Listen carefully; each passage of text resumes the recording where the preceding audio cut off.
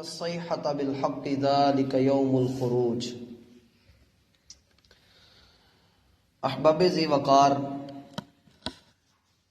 محترم سامعین و سامعات،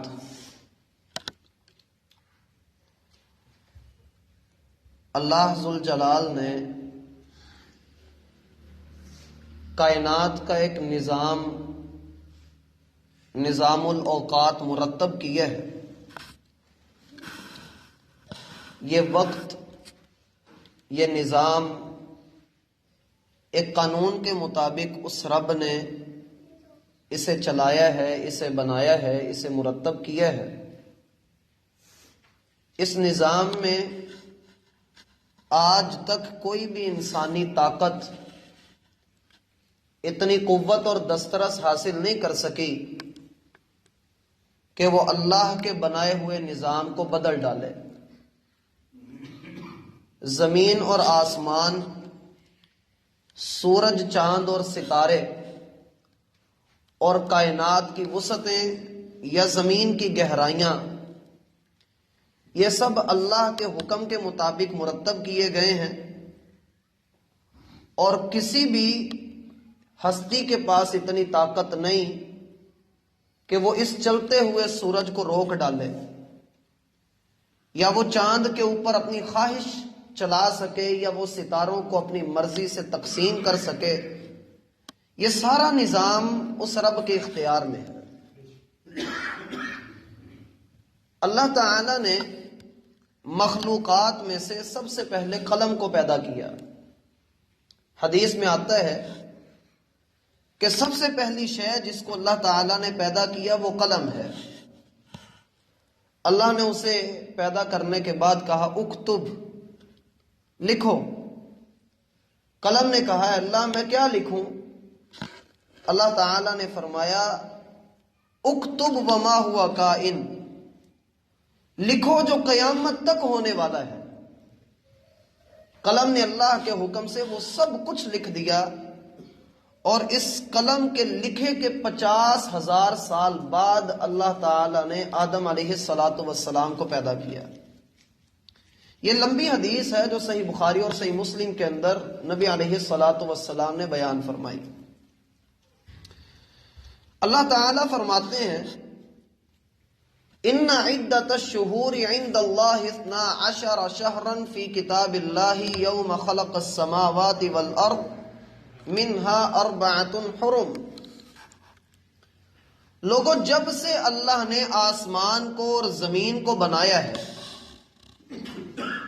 تب سے اللہ کے نوشتہ الہی میں، اللہ کی کتاب میں، اللہ کے کھاتے میں مہینوں کی گنتی 12 ہے۔ منها 4 حرم، ان 12 مہینوں میں 4 مہینے حرمت والے ہیں۔ 3 تو اکٹھے آتے ہیں، ذوالقعدہ، ذوالحجہ اور محرم، اور 1 مہینہ رمضان سے 2 ماہ پہلے جو رجب کا مہینہ ہوتا ہے، اب سے 2 ماہ بعد ابھی جمادہ اولا چل رہا ہے، پھر جمادہ ثانیہ آئے گا، اور پھر رجب ہے۔ یہ 4 مہینے حرمت والے ہیں۔ ان مہینوں میں آپس میں لڑنا تو دور کی بات، اللہ تعالیٰ نے کفار کے ساتھ لڑنے سے بھی منع کیا ہوا ہے۔ ہم ان کے ساتھ جنگ نہیں کر سکتے، الا یہ کہ وہ ہم پر کوئی اٹیک کریں تو پھر ہم جوابی کارروائی کر سکتے ہیں۔ مشرکین مکہ کی یہ عادت تھی کہ وہ مہینوں کی ترتیب کو الٹا کر لیا کرتے تھے۔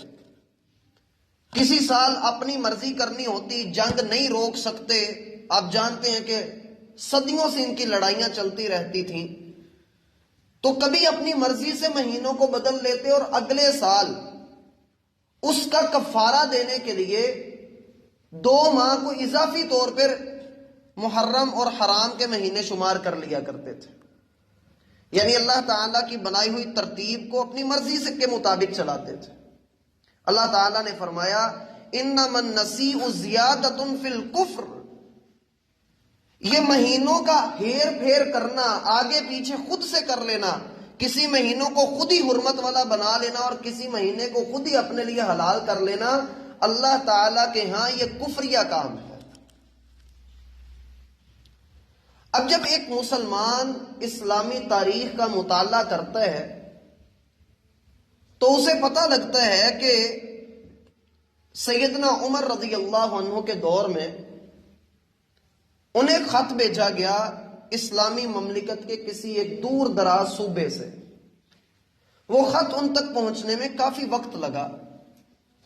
سیدنا عمر رضی اللہ عنہ نے وہ پرچہ کھولا تو اس کے اوپر صرف پیغام درج تھا.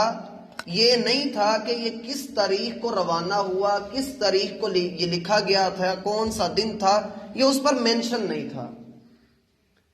تو سیدنا عمر رضی اللہ عنہ کہنے لگے یہ کب آیا، کیا پیغام ہے، اور اس پیغام پر میں اب عمل کروں کہ نہ کروں، ممکن ہے یہ کام ہو گیا ہے یا نہیں ہوا، تو اب میں کیا کروں.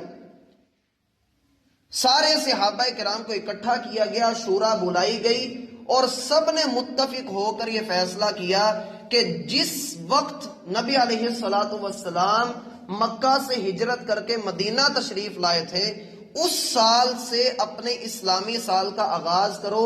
جب انہوں نے اندازہ کیا تو نبی علیہ الصلوۃ والسلام محرم کے مہینے میں مدینہ تشریف لائے تھے. گویا یہ بنیادی چیز بن گئی. مسلمانوں نے اپنے ہجری سال کا قمری کیلنڈر کا جو آغاز کیا وہ محرم کے مہینے سے، جسے آپ ہجری سال کہتے ہیں، ہجری ڈیٹ کہتے ہیں، وہ نبی علیہ الصلوۃ والسلام کی ہجرت کے ساتھ اسے منسوب کر دیا گیا. اب یہاں سے ہجری سال شروع ہوا. آپ کے علم میں ہے کہ نبی علیہ الصلوۃ والسلام سیدنا عیسیٰ علیہ الصلوۃ والسلام کی پیدائش کے تقریباً 675 سال بعد پیدا ہوئے. تقریباً اتنا اہل علم جو تاریخ دان ہے وہ اتنا زمانہ ذکر کرتے ہیں. عام طور پر 500 سال کہا جاتا ہے، لیکن عیسوی سال کے اعتبار سے نبی علیہ الصلوۃ والسلام سیدنا عیسیٰ کی پیدائش کے 675 سال بعد پیدا ہوئے. اب اگر غور کیا جائے تو ہمارے پاس جو ہجری کیلنڈر ہے وہ اس وقت 1442 ہجری کا ہے، یعنی آج سے 1442 سال پہلے نبی علیہ الصلوۃ والسلام نے مکہ سے مدینہ کی طرف ہجرت کی تھی. یہ وہ تاریخ ہے جس تاریخ کو ہم اسلامی کیلنڈر یا اسلامی تاریخ کہتے ہیں. اب اس میں آپ 600 کو اور ایڈ کر لیں تو یہ 2020 یا 21 بن جاتا ہے. 1442 میں آپ 675 کو جو ہے وہ ایڈ کر لیں تو اس میں جو فگر نکلتی ہے 2021 کا جو سال ہم پر چڑھا ہے یہ نکلتا ہے. اب یہاں پر ایک مسلمان دوراہے پر کھڑا ہے. اکثریت مسلمانوں کی ایسی ہے جو لوگ یہ کہتے ہیں کہ یہ جو ہمارا سال ہے یہ صرف محرم سے شروع ہوتا ہے، ہمارا جنوری فروری سے کوئی لینا دینا نہیں.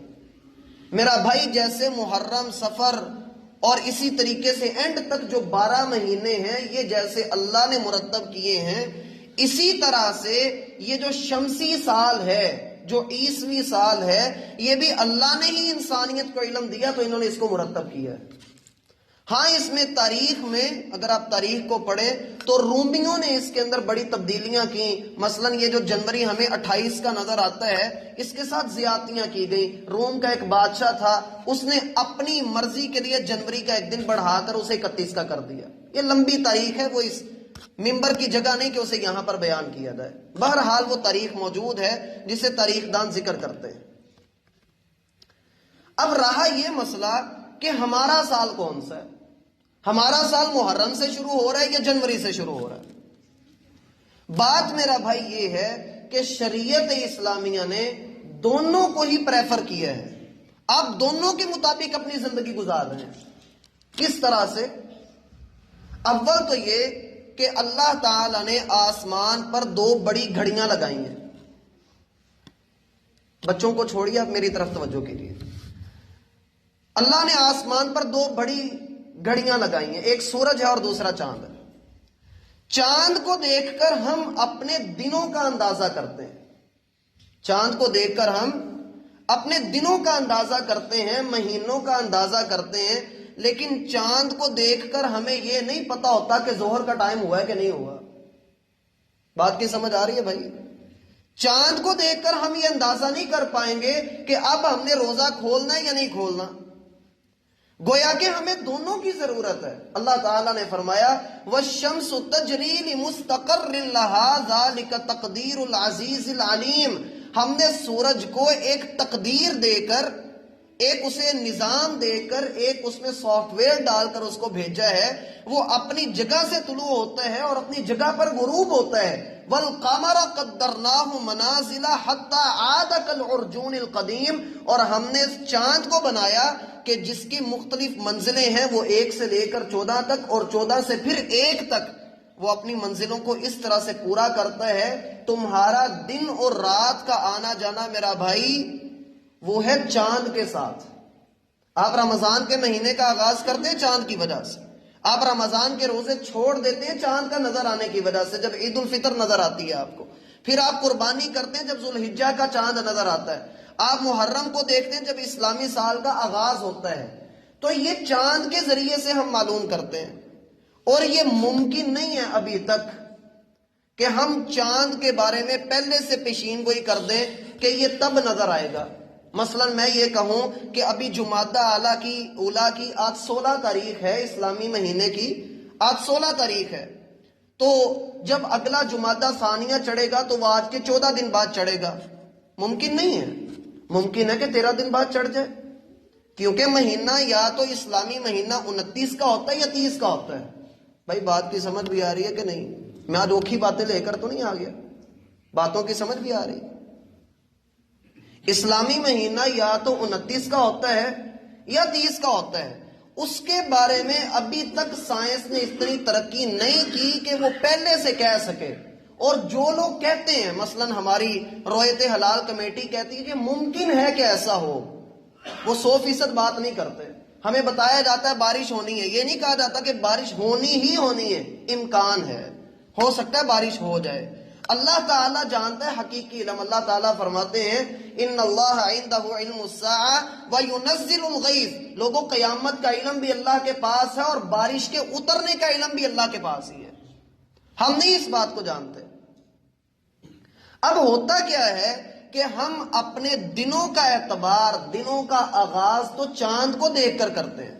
اس مسئلے کو اچھی طرح سے سمجھ لیں کہ ہمارے دن کا آغاز چاند کے ساتھ ہوتا ہے اگر اسلامی دھارے میں ہم رہیں۔ چاند کی وجہ سے ہمارا دن مغرب کے بعد ہمارا اگلا دن شروع ہو جاتا ہے، اسلامی تاریخ بدل جاتی ہے۔ لیکن ہم جو اعمال کرتے ہیں، جو نیکیاں ہم نے کرنی ہیں، جو نمازیں ہم نے ادا کرنی ہیں، جو اللہ تعالیٰ نے ہمارے اوپر ارکان فرض کیے ہیں، وہ ہم سورج کو دیکھ کر ان کو کرتے ہیں۔ مثلا نبی علیہ السلام کا فرمان ہے کہ آپ 3 وقتوں میں نماز نہیں ادا کر سکتے۔ ایک وہ جب سورج نکل رہا ہو، مشرق سے سورج نکل رہا ہے۔ دوسرا وقت وہ جب سورج ڈوب رہا ہے، غروب آفتاب کے وقت۔ اور تیسرا وقت وہ جب سورج عین آپ کے سر پر ہو، سینٹر میں، جب زوال کا ٹائم ہو۔ زوال کا ٹائم میرا بھائی ذہن میں رکھیں صرف دن کے ٹائم میں ہوتا ہے، رات ٹائم کوئی زوال نہیں ہوتی۔ صبح کے وقت جب سورج عین سر پر ہو اور ہر چیز کا سایہ اس کے قدموں میں ہو۔ ظاہر سی بات ہے ایسا ہی ہوگا نا، سورج سر پر ہے تو سایہ قدموں میں ہوگا۔ اب نمازیں کیسے پڑھائی جاتی ہیں؟ صحیح بخاری میں آتا ہے، سنن نسائی میں، ابن ماجہ میں، ترمذی میں، ابو داود میں لمبی حدیثیں موجود ہیں۔ نبی علیہ السلام فرماتے ہیں کہ میرے پاس جبریل آئے اور انہوں نے مجھے سب سے پہلی نماز جو پڑھائی وہ ظہر کی نماز تھی، اور وہ تب پڑھائی جب سورج ڈھلنا شروع ہو گیا تھا۔ میرا بھائی سورج مشرق سے نکلا، اب وہ عین سر پر ہے، اب زوال کے بعد جب وہ تھوڑا سا ادھر کی طرف آئے گا، سایہ ادھر جائے گا۔ ایسے ہی ہے نا، سایہ ادھر جائے گا، سایہ جب تھوڑا سا بڑھنا شروع ہو جائے تو یہ ظہر کا ٹائم شروع ہو جاتا ہے۔ یہاں سے آپ کی نماز ظہر شروع ہو گئی، آپ کا وقت ہے۔ اب ہر نماز کے 3 وقت ہیں۔ سب سے پہلا بہترین وقت، افضل وقت، بالکل شروع میں، یعنی اس اعتبار سے دیکھا جائے تو آج کل سورج کے ڈھلنے کا جو ٹائم ہے 12:15 کے بعد شروع ہو جاتا ہے۔ 12:15 بجے کے بعد آپ کی ظہر کا وقت شروع ہو گیا ہے۔ اب آپ اگر مسجد میں ہیں تو مسجد کے نظام کے مطابق چلیے، اگر آپ دور دراز کسی علاقے میں ہیں، مسجد موجود نہیں ہے، سائے کو دیکھیے، اندازہ کیجئے ظہر کا ٹائم ہے، نماز ادا کر لیجئے، وہاں اذان کی اور اقامت کی ضرورت نہیں ہے آپ کو۔ ہاں اگر آپ دے لیں تو وہ آپ کے لیے فضیلت والا عمل ہے۔ اب ظہر کا یہ ٹائم شروع ہوتا ہے، یہ تب تک رہتا ہے جب کسی شے کا سایہ دگنا نہ ہو جائے، یعنی 5 فٹ کی چیز آپ نے کھڑی کی ہے تو اس کا سایہ 10 فٹ تک نہ ہو جائے، تب تک یہ ظہر کا ٹائم رہتا ہے۔ جب یہ ظہر کا ٹائم، اس دوران میں آپ نماز ادا کر سکتے ہیں۔ اول وقت میں ادا کر لیں وہ سب سے بہتر ہے۔ درمیان والے وقت میں جیسے 1 بجے، 1:15 بجے، 1:30 بجے، حد 1:30 بجے تک، حد 1:45 تک لوگ جاتے ہیں، اس سے آگے نہیں جاتے۔ آپ تب تک نماز ادا کر لیں، آپ کی نماز ہو گئی۔ 2 بجے بھی ادا کر لیں، ہو جاتی ہے، وہ آخری وقت ہے۔ اب اس کے بعد آپ کا وقت شروع ہوتا ہے عصر کا۔ عصر کا اول وقت یہ شروع ہو جاتا ہے جب سورج، انسان اس کو دیکھے کہ سایہ کسی کوئی چیز 5 فٹ کی ہے تو 5 فٹ اس کا سایہ ہو گیا ہو۔ بات کو ذرا غور سے سمجھیے گا۔ پہلے میں نے کہا کہ ظہر میں یہ ہے کہ اگر کسی چیز کا سایہ 10 فٹ تک ہو جائے تو ظہر کا ٹائم رہتا ہے، لیکن اس میں عصر کا ٹائم بھی شروع ہو چکا ہوتا ہے۔ اس سے یہ بھی پتہ لگتا ہے کہ سوئی کے اوپر سوئی چڑھے تو نماز کا ٹائم نہ ختم ہوتا ہے نہ شروع ہوتا ہے۔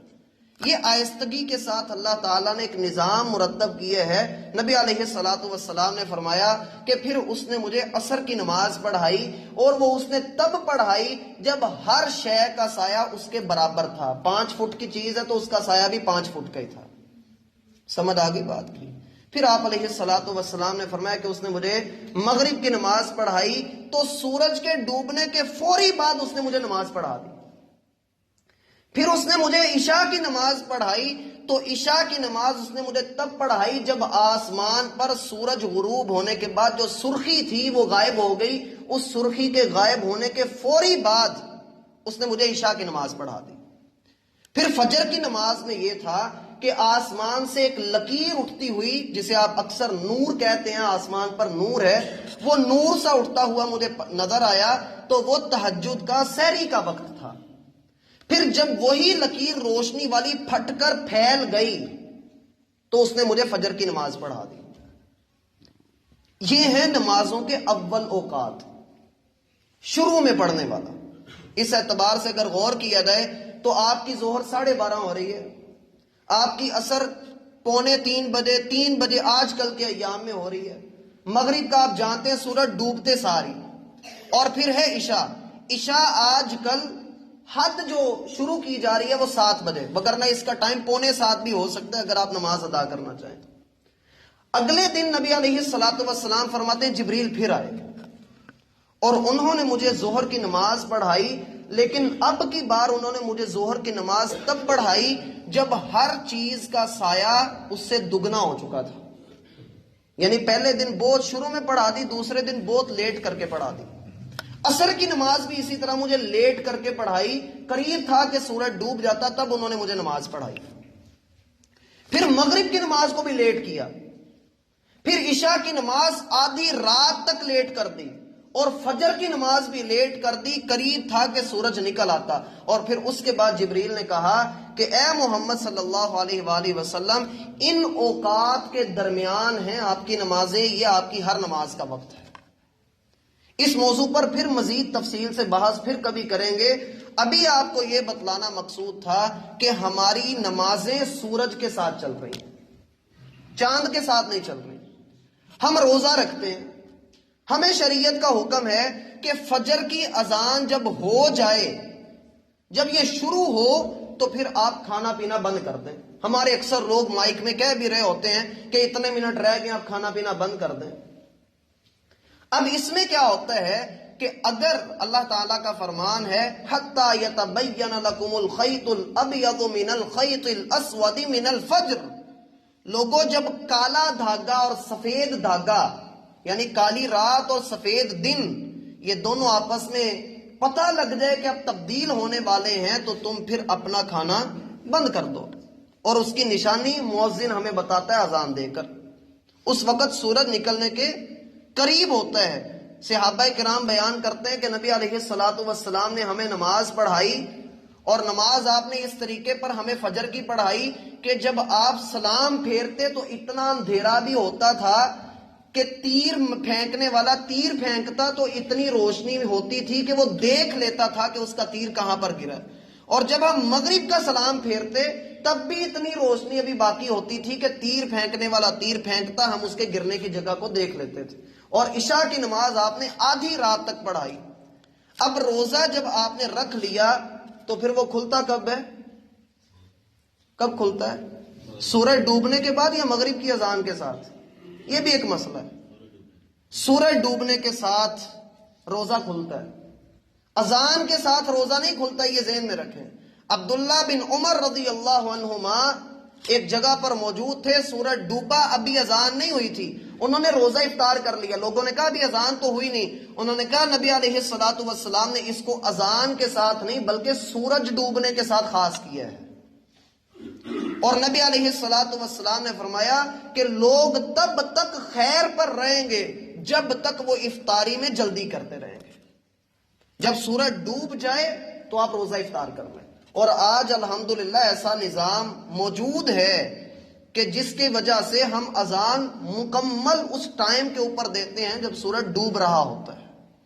اب یہاں پر ایک اور مسئلہ سمجھ لیجیے کہ چاند کے ساتھ تو ہم ایسا نہیں کر سکتے کہ ہم پہلے سے پیشین گوئی کر دیں کہ ممکن ہے کہ ایسا ہو یا ویسا ہو، وہ اللہ ہی بہتر جانتا ہے۔ لیکن سورج کا نظام اللہ نے ایسا بنایا ہے کہ اس کے بارے میں ہم اندازہ کر سکتے ہیں۔ اللہ تعالیٰ کا فرمان ہے وَلَا يُحِيطُونَ بِشَيْءٍ مِّنْ عِلْمِهِ إِلَّا بِمَا شَاءَ، تم اللہ کے علم کا احاطہ نہیں کر سکتے، ہاں اگر اللہ چاہے تو اللہ تمہیں اپنا علم عطا کر دے۔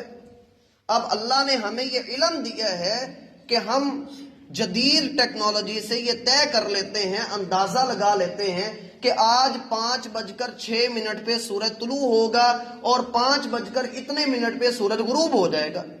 آپ نے دیکھا 22 جون سال کا لمبا ترین دن ہوتا ہے، 22 دسمبر کی رات لمبی ترین رات ہوتی ہے، تو یہ اندازہ سورج کی وجہ سے ہم کر پاتے ہیں۔